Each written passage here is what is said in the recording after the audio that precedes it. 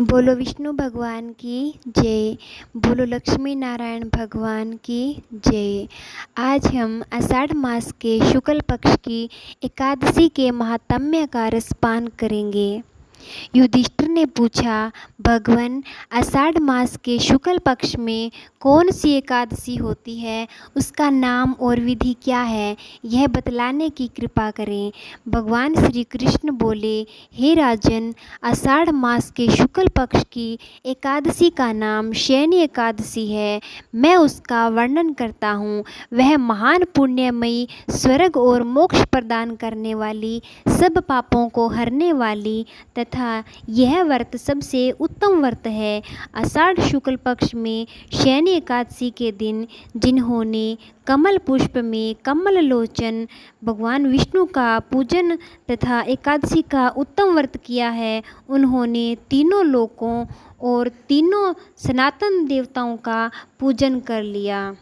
हरिशयनी एकादशी के दिन मेरा एक स्वरूप राजा बलि के यहाँ रहता है और दूसरा क्षीर सागर में शेषनाग की सैया पर तब तक शयन करता है जब तक कार्तिक मास की एकादशी नहीं आ जाती। अंततः आषाढ़ शुक्ल पक्ष की एकादशी से लेकर कार्तिक मास की शुक्ल पक्ष की एकादशी तक मनुष्य को भली भांति धर्म का आचरण करना चाहिए। जो मनुष्य इस व्रत का अनुष्ठान करता है वह परम गति को प्राप्त होता है।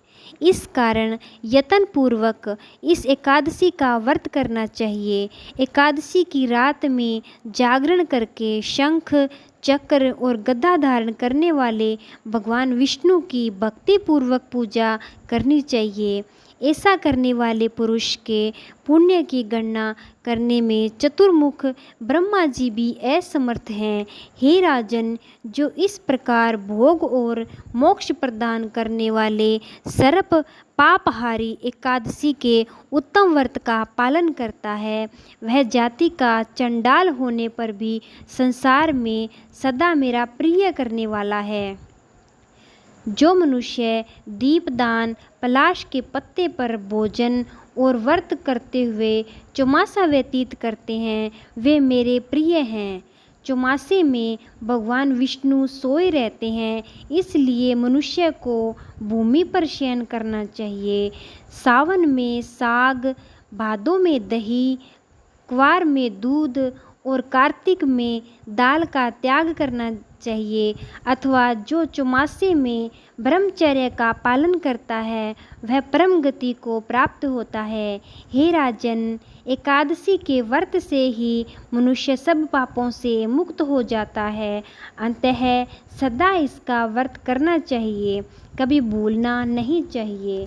देवशयनी एकादशी और बोधनी के बीच में जो कृष्ण पक्ष की एकादशियाँ होती है, गृहस्थ के लिए